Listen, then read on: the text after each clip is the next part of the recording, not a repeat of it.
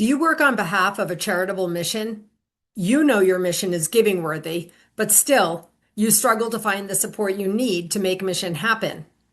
Ask yourself, what do donors want? In this video series, Igniting Philanthropy, TJ McGovern shares wisdom from a stellar fundraising career. The thing he knows for sure? When you engage with people on their giving why, philanthropy is ignited. With TJ, every episode is an expert tutorial. Do your mission a favor. Focus here now. Hello, friends.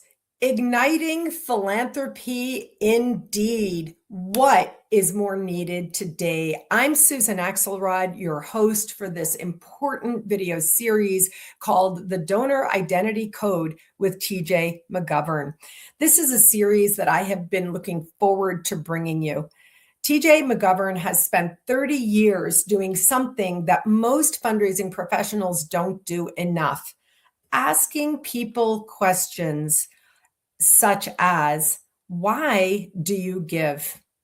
What he's built from that research is something interesting and fun, which, if you know TJ, is exactly right on point. He's identified 5 donor identities that we are going to explore throughout this video series. Each one of these identities has a core belief and specific characteristics, which we'll get into. I'm going to start by inviting TJ to talk about his why with all of this, how this all came about. Then we'll talk about the framework. And today we'll get into the first identity, which is the savior. Before I bring him on, I want to give a quick bio. TJ McGovern is founder and president of McGovern Consulting Group. He's had 30 years in nonprofit advancement, forensic donor research across hundreds of organizations. Over the decades, TJ has not just raised money, but he has studied the humans who are giving the money and worked to understand why and how they are supporting. In other words, what their personal expression is. What's fun about this concept is that once you learn about the 5 identities, you can't unknow them. This puts the fun in fundraising. Hello, TJ. Good to see you. Glad to Good get started. morning. I'm really excited to be here and share what I've learned over the course of a career, and it's always evolving. Always evolving indeed, but in part, that's because of your orientation towards forensically looking and deeply understanding the people with whom you work. Frankly, both the donors and the organizations who are lucky enough to work with you. So I want to just get started by asking you, with this work and the way that you've done it, what has surprised you or what have you learned?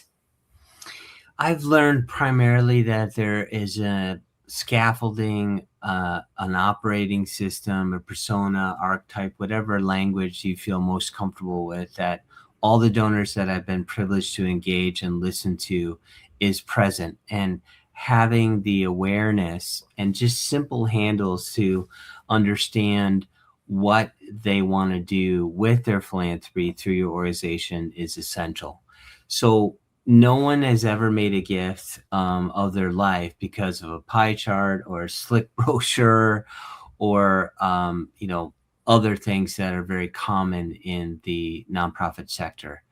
And organizations of all shapes and sizes are still trying to pursue donors anyway, with better data, sharper charts, a more urgent ask as generosity were a case to be won. So those 30 years of sitting with donors and asking the one question a lot of advancement fundraising folks are too busy to ask is, why do you give? And that, when I started doing that, it taught me something quieter and deeper. People don't just give to your cause, they give to their own becoming. And the gift is a mirror, and it shows them who they are or who they're trying to become. So the reflections are infinite, and again, they resolve into one of 5. And I'll just briefly go through those. The savior, which the overriding MO is I protect the vulnerable. The visionary likes to invest in the future. The outsider is, I back what others overlook. The legacy builder, I create an impact that outlives me and my own life. And lastly, the rebel who likes to challenge the status quo. So here's what took me years to understand. This isn't segmentation, it's recognition. Segmentation sorts people into boxes that we can engage. Recognition does the opposite. It means seeing the story a person is already living and having the grace to honor it instead of override it. What do I mean by override it? Usually organizations make it about their needs, their strategic pillars, and all the language that's common in this sector versus coming alongside and discovering. Yes, it takes more time. Yes, it is a front load process, but the back end makes it really good for the donor and really good for the organization. So in essence, you don't assign a donor one of these identities. You listen for the one they walked into carrying. Oh my gosh. So, for people who are listening, not watching, I have a big grin on my face because as soon as I started hearing about this from you and learning about this from you and asking questions about this construct, I knew it was magical because once you have identities, people immediately start saying like, well, which identity am I? And I told you, oh, I'm the legacy, this and that. And then I could really see myself as a donor. I could really see a bit of myself in all of them, which is the reason I'm saying that is because you wrote it isn't segmentation into boxes, but rather recognizing. I wrote down the two words engaged in and listening to the donors, the people you were meeting with. And so this construct of allowing people to become, I love that you said that, who they want to become as donors through philanthropy. This is really beautiful. Oh, thank you. I encapsulate a way to say that is listen for the register, not the words. And donors are blends. They're going to be blends of all these five that I've just codified. But one identity usually carries the philanthropic decision. And the work is to name that one. And then for a moment to become the kind of fundraiser and organization where that person came there to be. Forget your donor list for a second and identify which one is sitting across from you as you're facilitating their philanthropy. Full disclosure, I'm looking at my notes. Of course, I prepared, we discussed, and I see one thing that I wrote down that I just want to say here, and that is clarity beats creativity. And I wrote down it's both counterintuitive and liberating for organizations that have been trying to be everything to everyone. Yeah, I often, when I look at clients, how they're engaging from transactionally to white papers to cases for support, etc., I often say, clarity, in my opinion, is the new currency. We're overwhelmed. And we often overwhelm our donors in both of those tracks, transactionally and then relationally. And I often say, don't make the donor work to understand what you're trying to partner them with. And that isn't usually, 40 pages of stuff. So if you can simplify it and invite feedback and deliberate dialogue and co-create versus it's all about the organization, it's all about our needs, and do the work of alignment via these 5 donor identities, that's a really good place to start. And yeah. So this is great. So the word co-create is so good because organizations think they have to be the creators. They think they have to know it all, do it all, have it all right, right now on time and, sort of get it right. But as we move into talking about the first identity, we can apply this idea along the way where you could actually treat a person as, a partner in your mission, a co-creator of the impact space. So let's get into the first identity. The first identity is the savior. Mhm. So walk us through the core belief and let's talk about this a little bit. The savior motif, persona, archetype, again, whatever is most comfortable to you, needs to know their action reached a specific outcome. The face, the name, the story, they're wired, in my experience, for singularity, not scale.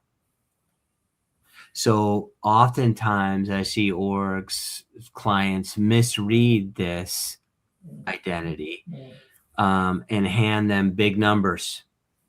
You help 10,000 when big numbers dead in this identity. Scale with this identity numbs, and one person named moves them. So oftentimes what that looks like in my world, where I'm looking at a direct mail piece for a client and they're telling the story of 10,000 beautiful puppies and or kids. And I'm like, we need to take that down to one story and show how philanthropy made a difference in that individual or pet's life. So is simple and clear. Big numbers numb. Mm-hmm. For this identity, correct? For this identity, big Yep. numbers numb them. That big scale numbs them. One person, one story, the impact space, saving, one human, one animal, one ocean moves them. Yes. So this is a good way to understand that. And also now, as you were talking and I was thinking about this, boy, if you knew this about your donor, it's like greasing the wheels. Like literally, if you knew this about your donor, then you get it right instead of getting it wrong. Mm-hmm. It's really about forging that human connection through deliberate dialogue and immense curiosity. So let me bring that down to a 3-foot level. I was with the client. We visited their largest donor and a few other advancement folks and presidents had been to her house on the West Coast. And she started out with the conversation, I am not interested in. She didn't want her name on the building. She wanted a specific form of a healing modality for folks. And all the other CEOs prior wanted to put her name on the building or what was best for the organization. So understanding her identity, I pivoted the conversation and said, what is important to you? And how do you want to manifest it through this organization? She leaned over, she was in her late 80s, and said, thank you. No one's ever asked me that question. And then gave us the roadmap of what her philanthropy could look like now and into the future. So just paying attention and facilitating what they want to achieve through the organization that you're representing. Oh my gosh. So I'm just taking notes here, furiously writing, but this brings to mind 100% a donor of mine who was exceedingly wealthy, a very well-known high-level philanthropist, but she was exactly this. What the organization, she kept showing up every time. Every time, an appeal comes up, here you go. A need comes up, here you go. What do you need? Let's go. Here you go. But then what happened was exactly what you said was the organization kept trying to make her that high level philanthropist and get the thing and give the big name. But she was a very humble person. Yes. And our people are not the same. I don't know about whom you're speaking. You don't know about whom I'm speaking, but I had this exact same spirit. And guess what happened? She separated from the organization and then she got with another organization that is very deeply passionate, like this first one was. And boy, she's in it. And I think they got this part right. Yeah, they did. I want to share another quick story. A very generous philanthropist for an environmental organization. And the executive director I coached her to go visit and just ask, some of these questions that I'm sharing now. And one of them was, you've been giving to XYZ for 10 years. Why is that? And she goes, well, because you asked me to. And I mean, yes, sometimes it's that simple. And then I coach her to pivot to, well, what really interests you? And she went into the entire roadmap, and it was young people in their intern program. She gave a six-figure gifts to that, and then left a very healthy estate gift in her estate plans. So Oh, just by asking those questions and with the focus on alignment, it's good for the organization, it's good for the donor. oh my gosh, this is so good.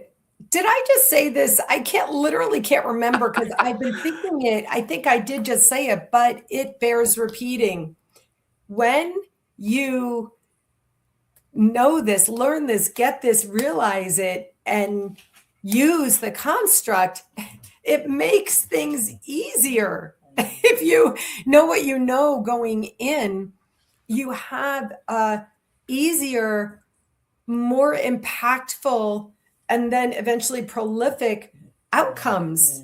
That's the way it feels to me. Is that what your experience is? And that's my daily experience. And I just want to, just give a little, encapsulated handle for the Savior, that they are most susceptible to urgency. So never cry wolf with them, ever.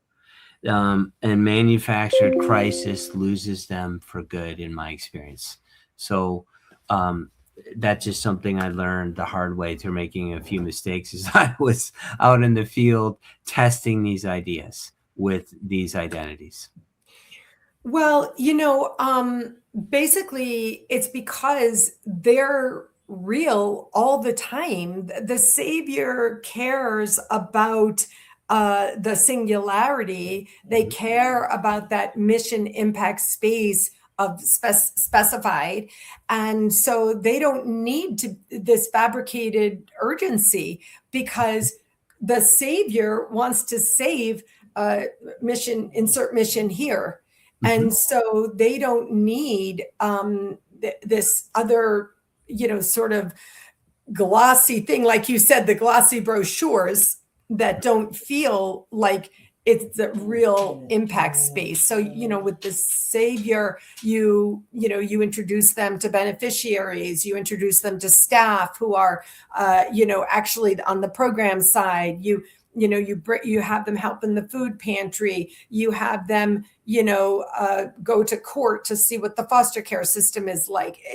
These are the kinds of Yes, ways you apply. exactly. And another little handle with this identity type that works really well is don't bring them a final whatever, white paper, case for support. Always put draft on it with this identity, because if they get the understanding that you've already congealed and you're ready to go without their input, it will lessen their philanthropic propensity towards your organization. Right, because earlier, a couple of different ways. I said earlier, I circled, engaged, and listened to, and then later you said, these were your exact words: forging human connection through deliberate dialogue being the key word. And that means that I'm interested in what you have to say about this. Yeah, unfortunately, anywhere I'm in North America, I can tell when a fundraising, quote, air quotes, conversation is happening. Is usually it's a fundraiser that's doing all the talking. And I like to teach and model that deliberate dialogue. What do I mean by that? It's like a good tennis match. You ask questions, listen, paraphrase, sum up, and then invite them to ask questions about you, why you're there, the organization, that kind of thing, depending on the depth of the donor journey with the organization thus far. Well, we're going to have to close this conversation today. But the next conversation we're going to have is going to be about the visionary, which was the place I think I put myself the most. And so I can't wait to have that conversation. TJ, where can people find you? So the best and easiest, less friction kind of way to get a hold of me is visit my website. So www.mcgimpact.com. There's a form that you can fill out, goes right to me. And I'd love to discuss with you how I can assist your organization to ignite philanthropy. And I came up with this the other day that instead of I help organizations move from hoping donors give to giving donors hope. Love it. That's so Thank you. good. Oh my gosh, Thank you. that's so good. All right. Well, that's it for today. I'll see you next time. I really can't wait to get through this whole 5-part series to Thank get you. through it so the learning construct can be complete. I'll see you soon, TJ. Thank you.